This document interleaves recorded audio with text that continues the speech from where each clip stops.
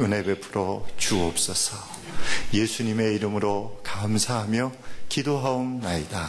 아멘.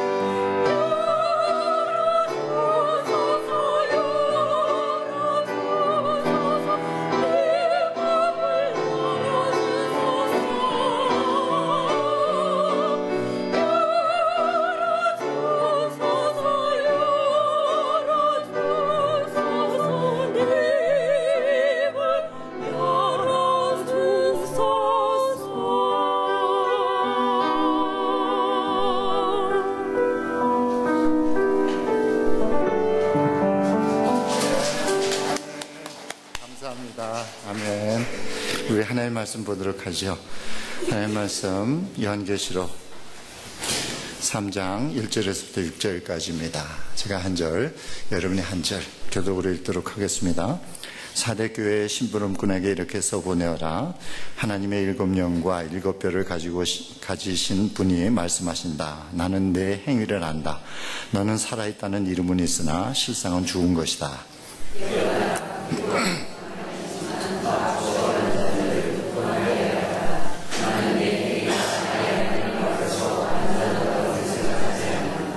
그러므로 내가 그 가르침을 어떻게 받고 어떻게 들었는지를 되새겨서 굳게 지키고 회개하여라. 만일 내가 깨어있지 않으면 내가 도둑같이 올 것인데 어느 때 내가 내게 올지를 너는 알지 못한다.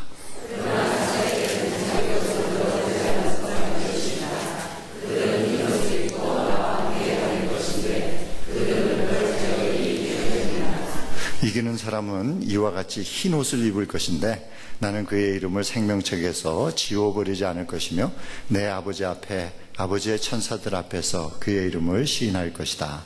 귀가 있는 사람은 성령이 교회들에게 하시는 말씀을 들어라. 아멘. 얼마 전에 싱가포르에서 인구 문제 국제회의가 열렸습니다. 독일의 녹색당 소속인 프라이부르크 시장이 연설을 했습니다. 연설이 끝난 후에 한 사람이 30년 후에 독일의 미래에 대해서 질문을 했습니다. 그랬더니 이 프라이부르크 시장은 이렇게 대답을 했다고 합니다. 미래 같은 것은 없을 것입니다. 이것은 농담이 아니라 진실을 말한 것이었습니다. 지난 수십 년간 유럽은 전 세계에서 가장 낮은 출산율을 보여왔습니다. 그 결과 현재 7억 3천만에 이르는 유럽 인구는 2050년에 되면은 1억 밖에는 안 될 것이라고 전망하고 있습니다. 그렇게 되면 심각한 경제적 파국을 맞게 된다는 것입니다. 그 징후가 벌써부터 나타나고 있는데요. 스페인, 이탈리아, 그리스 등 지중해 연안의 유럽 국가들이 파산 직전의 상황에 몰려 있습니다.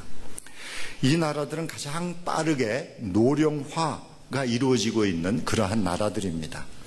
노동인력은 날로 줄어들어가고 그 반면에 복지 부담은 날마다 높아져 가고 있기 때문입니다. 이런 불균형 상황에서 경제 시스템이 무너져 내리고 있기 때문입니다. 독일은 유럽 내에서 초경제 강대국입니다. 그 독일마저 인구 문제에 관한 한 별다른 소망이 없는 나라입니다. 2030년에는 근로자 100명당 은퇴자 53명에 이를 것으로 전망을 하고 있습니다. 그렇게 되면 독일도 거대한 부채 위기에 직면할 수밖에 없다는 예측입니다. 저출산과 고령화는 유럽만의 현상이 아닙니다. 한국, 일본, 대만 등 동아시아 국가에서도 비슷한 현상이 일어나고 있습니다. 예외 지역이 있었습니다. 그것은 미국이었습니다. 미국은 출산율도 높았을 뿐만 아니라 계속해서 이민자들이 들어왔기 때문에 인구가 감소하리라고는 전혀 생각지 않던 그러한 나라였습니다. 그러나 최근 들어 이 미국도 유럽과 같은 현상을 보이고 있습니다. 미국 내 불법 이민자 수는 2007년 이후에 100만 명이나 줄었다고 합니다. 그리고 합법 이민자 수도 계속해서 줄어가고 있습니다. 거기에다가 미국 시민권을 취득하는 사람들의 숫자도 줄어가고 있습니다. 2008년에는 100만 명의 이민자들이 시민권을 얻었는데요. 2010년에는 60만 명으로 줄었다고 합니다. 즉 40%가 줄은 거예요. 이 추세가 계속될 때 어떠한 결과가 올 것인가? 노동인구가 줄어들게 된다는 것입니다. 1990년 이후 이민자들은 전체 노동력 증가분의 45%를 차지했다고 합니다. 그래서 전 미국의 근로인구 중 이민자가 차지한 비율은 15.7%에 이르렀다고 합니다. 그런데 이민자와 그 이민 자녀들로 해서 미국은 유럽과 동아시아와 달리 높은 인가 증가율을 보여왔던 것입니다. 그러나 2000년 이후부터 출산율도 빠르게 줄어들고 있고 또 이민자들의 수도 빠르게 줄어들고 있는 그러한 추세입니다. 지금은 4명이 1명의 은퇴자를 지금 먹여 살리고 있는데요. 2030년이 되면은 2명이 1명의 은퇴자를 먹여 살려야 할 때가 온다고 지금 벌써 이야기하고 있습니다. 그러면 그 결과는 경제적인 파산입니다. 아이를 낳지 않는 나라는 지금은 살아있지만 죽어가는 나라입니다. 아무리 지금은 세계 선진국이고 경제적으로 윤택하다 할지라도 아기를 낳지 않는 나라는 죽어가고 있는 나라입니다. 예수님께서는 4대 교회에게 이렇게 말씀을 하십니다. 1절과 2절을 보니까 너는 살아있다는 이름은 있으나 실상은 죽은 것이다. 깨어나라. 그리고 아직 남아있지만 죽어가는 자들을 굳건하게 하여라 라고 말씀을 하십니다. 4대 교회는 살아있지만 실상은 죽은 교회였습니다. 죽어가고 있기 때문이었습니다. 왜 그런가? 생명을 낳지 않고 있었기 때문입니다. 교회는 프로그램이나 조직이 아닙니다. 교회는 살아있는 유기체입니다. 교회는 그리스도의 몸입니다. 교회는 살아서 움직여야 합니다. 교회는 살아있어서 뜨겁게 서로 사랑하면서 생명을 잉태하고 생명을 낳고 생명을 키워야 합니다. 교회는 생명 공동체이기 때문입니다. 그런데 4대 교회는 생명을 낳지 못하는 그런 교회였어요. 생명을 낳지 못하는 교회는 살아있으나 죽은 것이나 마찬가지다라고 주님께서 말씀을 하십니다. 어떤 성도가 생명을 낳는 교회를 세울 것인가? 첫째, 옷을 더럽히지 않기 위하여 깨어있는 성도가 교회를 세웁니다. 4절 말씀을 보니까 그러나 4대에는 자기 옷을 더럽히지 않은 사람이 몇 있다. 그들은 흰 옷을 입고 나와 함께 다닐 것인데 그들은 그럴 자격이 있기 때문이다 라고 주님께서 말씀을 하십니다. 여러분, 옷은 외모를 의미합니다. 즉 그리스도인들의 행실을 말할 수 있다고 봅니다. 우리가 잃어버린 영혼을 구원하려면 잃어버린 영혼들의 관심을 끌어야 합니다. 그들의 관심을 끌기 위해서는 우리는 뭔가 그들과 달라야만 합니다. 어린아이들은 느낌에 의해서 선택을 하고 행동을 합니다. 사탕 먹는 게 좋으면, 느낌이 좋으면 사탕을 계속 먹습니다. 그러나 어른은 느낌에 대해서 행동하지 않습니다. 어른이 되면 유익에 의해서 행동을 하게 됩니다. 어른은 지금 느낌이 아무리 좋아도 나중에 해를 가져온다고 생각이 들면 그 일을 하지 않습니다. 또 느낌이 나빠도 그것이 나중에 유익이 된다고 생각하면 그 일을 지금 합니다. 이것이 어른입니다.